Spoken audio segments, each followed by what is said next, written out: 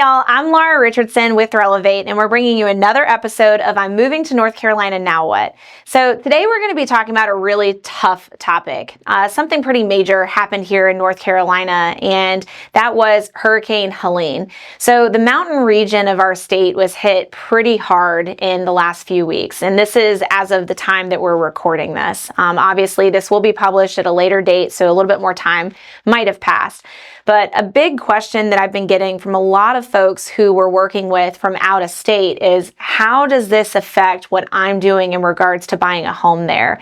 And what I mean by that is, if let's say you're coming from California, there might have been certain types of insurances that you would have carried, right, in that location that wouldn't be necessarily as common here. A big example is like earthquake insurance. If you're coming from California, that makes sense. Here in North Carolina, we don't typically deal with earthquakes or even tremors that kind of come from other locations where that happens a little bit more readily. So it would be really unlikely for you to carry that type of insurance. So something that, a couple of my clients have been asking is like, what about the grading of my future home? Do I need to be worried about that? Are there locations that could have a high likelihood of flooding, even though it's not on the FEMA map? Well, so to put things into perspective with the situation in the mountains, this is kind of one of those catastrophic, rare events that nobody could have predicted.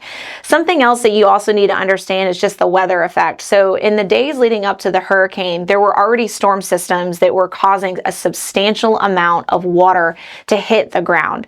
When you already have water-soaked environments that are then taking on the hurricane dropping on top of them, it just kind of compounded and it created a really nasty environment where the water rose very, very quickly. Most of the folks that live in this region of our state do not carry flood insurance. I think the stat that's been most recently published is less than 1% of the folks that lived out there had a flood insurance clause on their policy. So you have to understand that if you don't have that coverage, the flood damage, it's now not protected. So there are definitely folks who have completely lost their livelihood, their businesses, their schools. But the other thing too that a lot of people are questioning is just about the structure, and so like DOT surrounding these locations. So here in the Piedmont region where we are in the Triangle, we have a lot of multiple lane roads to get in and out of this environment.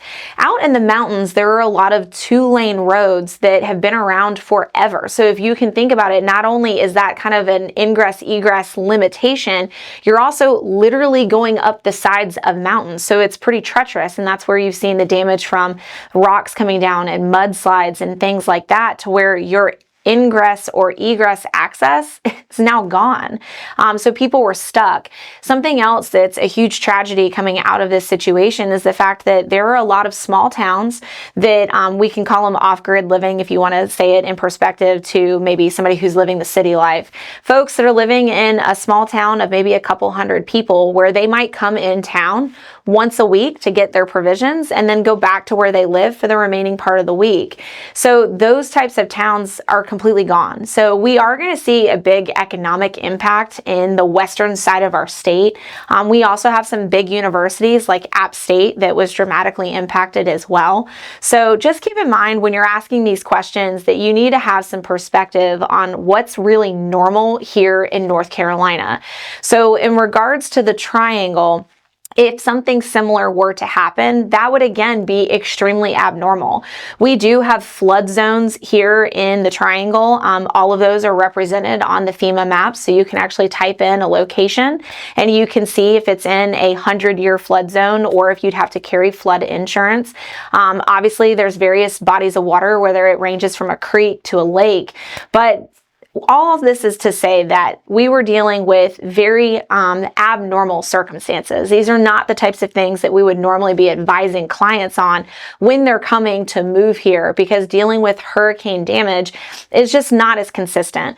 One of the factors that we do actually see from the hurricanes that are typically coming from the coastal region, so from the tidewater over there off the coast of North Carolina, is wind. So we do get a lot of high winds here that are coming from the hurricane system. systems. We do get hail damage.